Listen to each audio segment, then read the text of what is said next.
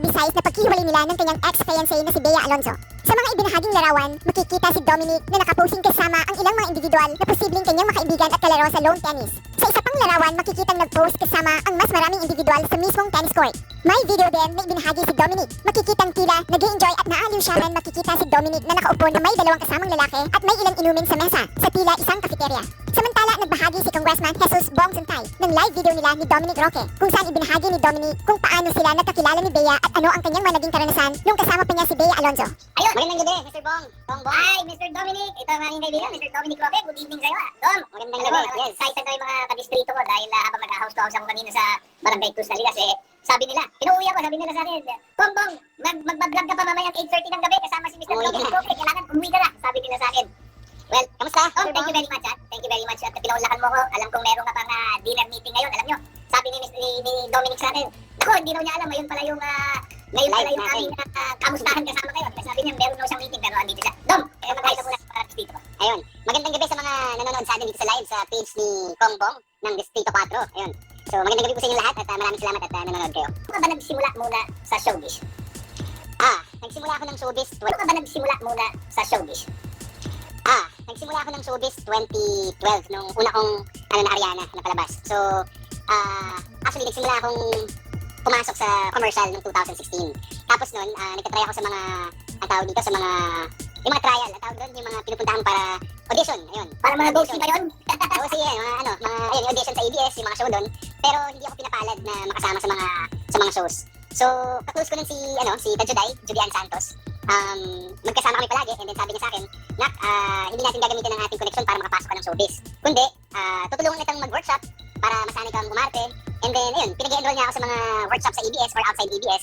And then, nung 2012, ang tagal din nung pag-audition ko. So, nung 2012 meeting ni Tajuday, sinamahan ko siya. And then, kasama niya yung mga boss ng taga-ABS. That time, naghahanap sila ng isang leading man dun sa isang show nila. And the next day, pinapunta ako sa audition. Kunwari, Thursday yung meeting ni Tajuday, Friday pinag-audition ako. Tapos, nung Monday, pinag-taping na ako. So, ganun kabilis yung nangyari ng kumbaga, hindi na-aksidente, siguro destiny na makasama ako dun sa show. And then doon na nagsimula, 2012 hanggang 2017, lumalabas ako sa TV. And then medyo naglaylo na ako ngayon sa TV kasi nga, nagpo-focus ako dun sa startup company ko. Teka muna, paano muna kayo naging close ni Juday? Si Juday kasi, best friend siya ng tita ko na si Beth Tamayo. So, ayun. Naalala ko si Tita Beth mo, pa. Dahil naalala ko, nung nasa San Francisco tayo, namit natin si... Yes, pinuntahan natin sa... Crush na crush ko yun nung bata ako. Naglalaro ng yun Nakikita ko siya naglalaro ng badminton. Sentro ka, ang dami Hindi pa tayo magkakilala nun, pero lagi niya akong kasama sa sentro. Naglalaro rin ako ng badminton dun sa sentro. Okay, so nasabi mo, nasama ka dun sa Ariana. Ano naman yung role mo dun sa Ariana? Leading lady dun, parang second leading man. And then, nagtuloy-tuloy, naging hit yung teleserye. At tumagal din ng mahigit isang taon. Tapos, nagsunod-sunod na yung ginagawa akong teleserye. Tumatalon-talon na sa ibang shows. So, ayun. Pero ngayon nga kasi parang nagpo-focus ako ngayon sa ginawa kong negosyo na digital marketing, social media management. So, doon ako nakafocus ngayon for long term. Pero hindi mo ba nami-miss yung acting? Dahil siyempre, matagal mo na ginagawa yan. At siyempre, yung mag-model, hindi mo ba nami-miss yung mga bagay na yun? Ako naman, nami-miss ko rin naman siguro yung pag-acting. Pero yung focus ko ngayon is yung yung trabaho ko pa rin nasa social media. So, pagiging influencer also, endorser. Pero yung pag-acting, hindi naman pinaklose yung doors ko sa pag-arte. Pero siguro, iano ko muna yung pag na-establish ko na ng maganda yung negosyo ginagawa ko yan for long term nga. Pwede na ako tumanggap siguro ng mga pang-TV ulit. Pero sa ngayon, hindi muna ako arte siguro. Arte ko na lang yung mga nasa Instagram. Pero that's very commendable Dahil importante rin Bagamat alam ko na you've started your career sa acting, napaka-importante rin yung you also had fallback Yun na yung hanap buhay, yung negosyo mo. Di ba napaka-importante para sa isang tao? Dahil siyempre, gusto mo, as you grow old, meron ka meron ka laging yung sinasabi nila hindi mo nilalagay lahat ng itlog sa isang basket. Kailangan meron kang iba't ibang bagay na pinagkukunan. Yes, oo. Siguro, Mr. Bong, sa tagal na rin natin, tuwing mag-ibang bansa tayo o nandito tayo sa Manila, mag-ride tayo ng motor, pinagtatanungan kita, naalala mo, kunwari sa relationship, tatanungin kita na may ganito ba tayo? Paano ba pag ganito yung nangyayari sa partner mo? Ano ba yung mga dapat gawin? So, natututo rin ako, katulad din sa negosyo, marami rin akong natutunan sa'yo, lalo na nakita ko naman na successful yung mga business na sinimulan mo. Hanggang ngayon naman, talaga naman yung clean fuel natin, umaangat, di ba? At nakita ko rin na marami kang natutulungan. Hindi yung pang sarili yung tawag dito, inatupag mo, kundi may malasakit ka rin sa ibang tao, siyempre. Hindi kasi, very important yan Kagaya ko, nung bata ako, talagang nahilig ako sa public service. Sabi ko, pagkatanda ko, gusto ko pumasok sa public service. Pero yung pumasok lang na basta-basta papasok, Hindi po magkasing pogi tayo, yun lang ang magiging puhunan. So sabi ko, kailangan handa ako, papasok ako. Gusto ko, doon ako sa legislation, so sabi ko, mag-aaral ako, mag-aabogado ako. And then, nung naging abogado ako, sabi ko, hindi sapat pala na hindi pwedeng maging hanap buhay yung public service. So, hindi pwedeng hanap buhay yung elective position mo. Kailangan meron kayong pagkukunan ng ibang ibang gagamitin mo pang gastos. So, hindi pwedeng yung politika. So, that's the time that I also started yung business, taking care of it, and kinalaki ko yan para, sabi ko, pwede mong pagsabayin na yung gagamitin ko para buhayin yung pamilya ko, siyempre galing sa hanap buhay. And then yung funds ng opisina ko, then lahat yan, ibubuhos mo, pagtulong sa tao, And now, I'm very happy you're doing the same thing. Okay, wala. Nag-hi si Kagawad Eugene Macandong. Nanonood siya si Kagawad Eugene. Tingnan may San Isidro yan. Alam mo, birthday niya ngayon eh. Happy birthday. Happy birthday. Yeah. Happy birthday, Kagawad. Ayun. Ngayon, ang pangalawang dapat natin pag-usapan malapit na ang Feb 14. Siyempre, ang Feb 14, Valentine's Day yan. Meron ka bang plinano para itong Valentine's Day ito? Actually, mag-out of town kami ni Bea itong parating na weekend. At kailangan namin siguro ngayon ng alone time together. So, ngayon lang ulit kami makakapag out of town. Alone time na naman? Alala ko, parang 2 buwan yata kayo sa Amerika. Hindi pa ba? Hindi na. Hindi. Yung doon naman sa America last year, ayun, magkasama kami ng 26 days o 28 days. Siyempre, ang sarap ng feeling na magkasama kami at mas nakilala namin yung isa't isa that time. Tapos, na-meet din ni Bea, yung tita ko, na si Beth, kasi pinuntahan namin siya sa San Francisco. And then, na-meet niya rin yung mga ibang friends ko. So, this time, pag nag-out of town kaming dalawa lang talaga. So, ayun. Saan naman ang planong out of town nyo? Sa Pilipinas lang ba yan? Pilipinas lang. Sa Pilipinas lang din. Magbe-beach lang kami somewhere. Pareho ba kayo ni Bea? Beach person ba kayo o mountain person? Actually, talagang mahilig kami magpunta sa beach. And then ako, hilig ko din talaga yung nature. Ayun nga actually, kinukumpuno ko yung pick-up truck ko ngayon ng gagawin kong pang-camping. Para makapunta sa mga campsite. Dito sa Pilipinas lang din. Ikot-ikot kami para nature tripping, kumbaga. Paano kayo nagkakilala ni Bea? Nagkakilala kami ni Bea noong 2016. Nung time na yun, kaibigan ko si Vice Ganda. Tapos, sabi ko kay Vice, pakilala mo naman ako kay Bea kasi crush na crush ko yan noong 2016. So sabi niya, sige nak, papakilala kita kay Bea pag nakita kami. So one time, magkita sila nun ng gabi sa CS. Mr. Bong, alam yung CS, di ba? Sa Oo. So, nagkita sila ni Bea doon, bitbit ako ni Countryside. Mahilig rin ba sa isaw si Bea? Mahilig din sa barbecue, isaw, mga ganun. So, at saka tambayan ata nila yung dati ng mga kaibigan niya. So, doon ata nagaya si Bea. So, nung pagpunta namin doon, pinakilala ko ni Vice agad. Ito nga pala si Dominic. Crush na crush ka niyan, patay na patayan sa'yo. So, Ano naman sinabi ni Bea? natawa lang siya. Tapos, inano ko si Vice. Parang, ano ka ba? Pinapaya mo ako dito. And then yun, naging magkaibigan na kami for ilang years. 2016. So, mga 7 years na rin Pero kami nung magkakilala. 2016, meron bang boyfriend si Bea o single siya at the time? Hindi ko lang sure. Pero sa totoo lang naman, Mr. Bong, Bongbong, nung time na yun, hindi ko naman din iniisip na ligawan si Bea or... Gusto mo lang malaman niya na crush mo siya, ganun ba yun? Hindi ko nga gusto na malaman yung crush ko siya kasi linaglag lang ako ni Vice Pero nung time na yun, naging magkaibigan kami nung 2016 hanggang 2019 kasi lagi kami magkasama hindi lagi kami magkasama pero lumalabas kami, umiinom sa labas, kasama yun din sa labas, saka yung ibang kaibigan niya. Tapos sa showbiz, kasi nagkakamustahan lang kami. Pero ang akin, talagang friends lang yung habol ko kasi nung time na yun, nag-iisip ako, parang imposible naman natang ligawan ko to o maging girlfriend ko to kasi Parang hindi magandang lalaki ka naman. Kapag kasing ganda lalaki tayo, mabait ka rin naman, parang ako. Bakit imposible? Hindi, kasi Bea yun Bea, nung time na yun, 2016, parang wala, parang ano na siya prime heart masyadong mataas siya, parang oo. Kahit naman nung 2019 na magkasama kami, hindi ko rin naman akalain na ayun. Kasi nung time din nung 2016, Mr. Bong, may girlfriend din ako noon, long time girlfriend ko. Tapos, alam din ni Bea kung ano yung pinagdadaanan namin, alam niya kung sino yung taong yun. So, talagang nung magkasama kami, friends lang din talaga. Nag-break lang naman kami nung ex-girlfriend ko 2019. So, nasaktong single siya, nasaktong single din ako. So, lumalabas-labas kami that time. Ayun. Pero alam mo, sinasabi mong naaalangan ka, naligawan si Bea dahil masyado na at the time, siguro sikat na si Bea. Pero, wala. Ilang beses ko na rin nakasama si Bea. And si Bea is very down to earth. Napakabait ni Bea. Parang hindi naman Actually, siya mahirap abutin dahil very ano siya yun na, very down to earth. Down to earth, madaling kausapin. Oo. Dahil nga pag dinadala ko din sa bahay nyo, nakakapag-inuman tayo, nakakahalubilo naman niya halos lahat ng mga kaibigan natin dyan. So, ayun, kaya rin siguro kami naging okay kasi may mga kaibigan akong nakakasama siya at nakakasundo din talaga. Pero, okay, going back. Ano ang nagustuhan mo kay Bea? Ngayon Siyempre, kasi, hindi lang dahil maganda siya. Yung bukod sa maganda siya, ano pa ang nagustuhan? Dahil madami naman maganda maraming, yes, siguro mahal na mahal niya din yung pamilya niya. Katulad ko na, kumbaga, inaalagaan niya, iniisip niya din palagi. Kumbaga, hindi nawawala sa buhay niya or sa isip niya yung pamilya niya. Ganun din ako kumbaga, ang motivation ko sa buhay ko is yung family ko na tulungan. Siyempre, yung mom and dad ko, yung tatlong kapatid ko, yung dalawang bata pa. Tapos, ngayon may pamangkin na rin akong baby, si Bea, ganun din. So, alam mo yung parang pagiging, family-oriented. Isa yun sa mga nagustuhan ko sa kanya. Saka syempre, maalaga din siya. Kung paano ako mag-alaga sa kanya, ganun din siya mag-alaga sa akin. And then, nakita ko yung pagdating din niya sa trabaho. Talagang sobrang focus siya pag may ginagawa siya. Siguro kaya, kung saan yung napuntahan niya ngayon, sa career niya sa showbiz, makikita mong talagang pinagpaguran niya kung nasaan man siya ngayon sa career niya. At isa pa yun, you talking about Bea. Alam ko, nakita ko yung video nung farm niya. Yung sinasabi mong alaga siya sa pamilya. Alam ko, yung farm niya sa Zambales, talagang ginawa niya yun para sa pamilya niya, especially para sa mother niya. And talagang very well organized. At ang laki-laki na. Nakita actually, ang tagal na niyang nabilin, para mga 10 years ago. So, pinag-usapan nila ng mom niya. Tapos, dinevelop niya maigi nung nagkaroon ng pandemic. Kasi, nung 2020, syempre, nung time nung kaputuhan ng pandemic, nag-aalala siya sa family niya. Lalo na yung kapatid niya, may bagong baby that time. So, gusto niya kahit papano, mailayo man lang sa, kumbaga, epicenter ng pandemic sa Pilipinas. So, kung nasa Manila, linayo niya para maging safe kahit papano, na malayo sa maraming cases ng COVID. So, ginawa ni Bea nung 2020, dinevelop niya maigi yung, yung farm niya, pinaganda niya. Kasi nakita din niya yung pwedeng maging gamit ng farm niya. Kasi syempre, pag nandun ka, presko yung hangin, tapos dami nilang hayop doon, ang ganda ng mga puno. So, ayun, talagang nag-invest sila doon sa farm niya. So, going back, so sa Feb 14, plano yung mag-out of town. Yes. Ilang years na ba kayo together?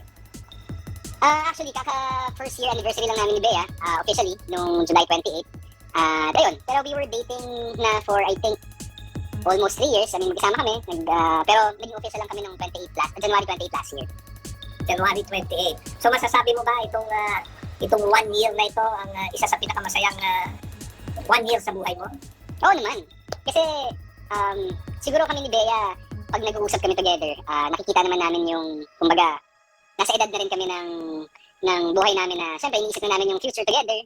At malinaw naman ang pag-uusap namin. At talagang, siguro hindi na kami naglalaro, kumbaga, sa relasyon namin. At maayos na yung usapan na Si Bea. Sabi niya, sana huwag mo na pakawalan si Bea.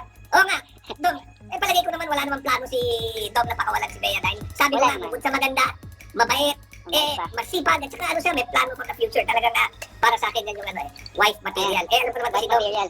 Matagal na tayo nagkikwentuhan na lagi mong sinasabi sa akin na naghahanap ka rin ng forever. Yes, So, of course. sa tingin mo ba si Bea pwedeng pang forever? I think sa pagsasama namin ng yung official din naman kami isang taon na, para magtatatlong taon na din siguro kami yung magsama na din talaga together. Siguro makikita ko namang may future talaga kami together. At makikita ko naman na masaya kami, okay kami, nagkakasundo naman kami. And ayun nga, nakita yung comment ni Marco at Jensa. Dom, kailan na ba ang kasal? Aba, meron bang kasal in the future? Magkakaroon din yan. Siyempre, napag-usap-usapan din naman namin yun kung paano. Pero, dadating din tayo doon. Sabi ni Pina Bono, swerte rin naman daw si Bea kay Dom. Totoo rin naman na swerte rin si Bea kay Dom. Kasi napakabait na tao ni Dominic. Parehas kayong swerte. Parehas kayong swerte sa isa't isa. And looking at Bea, yung mga conversations ko with her, ako, I feel she really deserves a good man na talagang magmamahal sa kanya, yung papahalagaan siya for what she is. Dahil, like what I said, she's a very good person. At tama lang na meron siyang partner na who will be able to appreciate her for what she is. Ayan. Thank you, Mr. Bong. So, kagaya ng sinabi mo, ano yan, yung parang nakikita mo naman na may future dyan, may future na Meron talaga. Bea Dom na pang forever. Ano ba yan? Meron. Ano naman ang palagay ni Bea? Tatanungin ko. Tatawagin ko. Naiisip ba niya yun? Naiisip din ba niya yun? Oo naman. Hindi ako sumasagot for her, pero siguro para sa akin, hindi naman ako mag-stay sa isang relationship kung feeling ko na hindi rin naman siya seryoso sa akin. Kasi, una sa lahat, hindi man ako naghahanap ng parang laro-laro lang na relationship dahil nga, kumbaga, matanda na rin ako. So, sayang yung oras, di ba? So, I think na nasa isang naman kami, linya together. So, malinaw ang future. Totoo yan, Ako, alam mo, talagang darating ka sa certain age na ang gusto mo na yung hinahanap mo na yung someone na you will grow old with, yung kasama mong tatanda. And malalaman mo pagka yung babae o kay lalaki na yan yung para sa'yo pagka nakikita mo yung sarili mo na tatanda kasama siya. Kumbaga pag tinitignan mo sa Kongbong, parang nakikita mo siyang kasama yung anak nyo, nakikita mo kasama niya yung family mo at family niya na magkasama, diba? Ayun naman talaga yung importante kung nakikita mo yung future with her. I think may mga conversations din naman kami ni Bea na future yung pinag-uusapan namin. Lalo na sa kids kasi mahilig ako sa bata, sa mga pamangkin ko. I mean, mahilig ako mag-alaga ng babies. Kasi nga, kumbaga, ako, kung tatanungin, gusto ko na rin talaga magkaroon ng anak. Pero dadating din tayo doon. Siguro. Si Bea ba ngayon, gusto rin pero- mag-anak?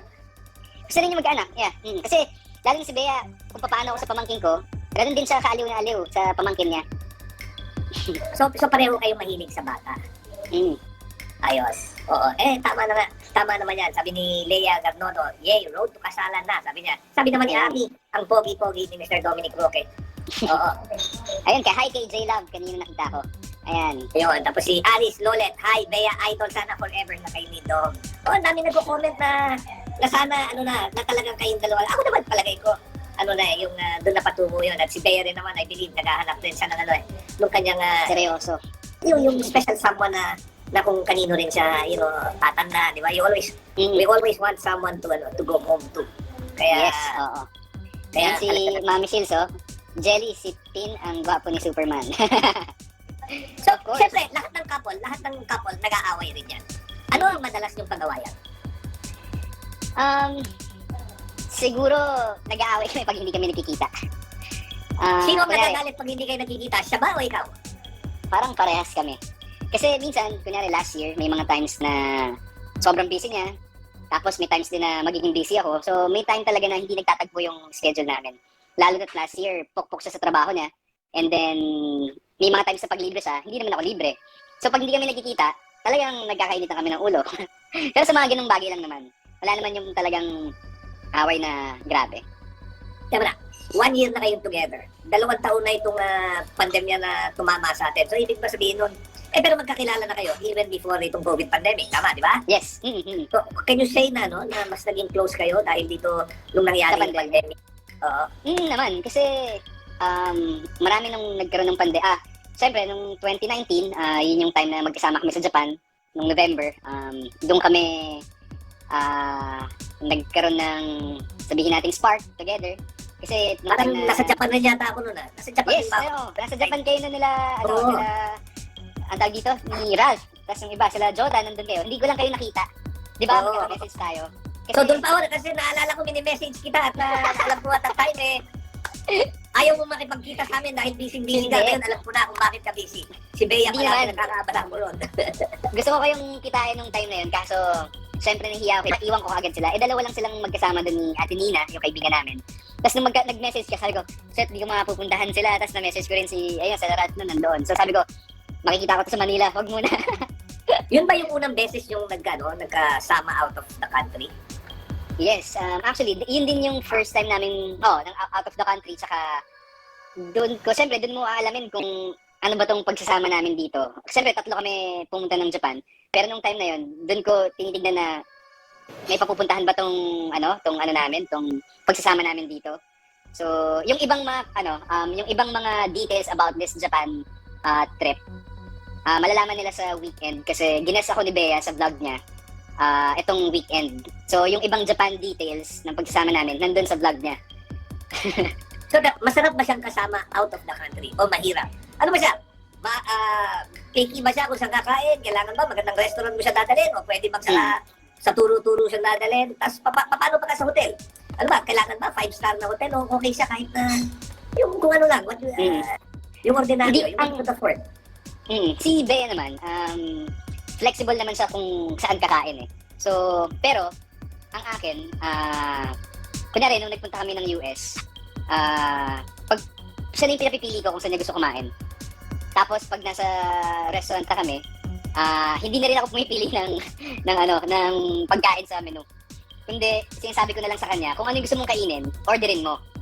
Kakainin ko kung ano yung nasa table. Parang ganon. Kasi, minsan, kunyari, nag-order kami ng food. So, mag-order siya ng food, tapos papapiliin niya ako, Han, anong gusto mong kainin? Pag pinili ko, kunyari, yung steak, sasabihin niya, Han, parang mas masarap yung fish. So, sasabihin ko sa kanya, di yung fish na lang orderin natin, wag na yung steak. Okay lang naman kasi sa akin. Kasi ang nangyayari, kunyari, first time niya dun sa isang restaurant, gusto niyang tikman lahat. Ang akin, sayang kung mag-order pa ako, ang daming matitira. Ayoko nung may natitira eh. So, sabihin ko sa So, kanya, inuubos mo lahat? Parang ganun na nga, kasi nag-US kami, sobrang tumaba ako pag-uwi. Pero ang ano lang doon, Mr. Bong, kasi pag nag-order ako, tapos may sasabihin niya, Han, parang meron siya lagi sabihin na, Han, parang mas masarap to.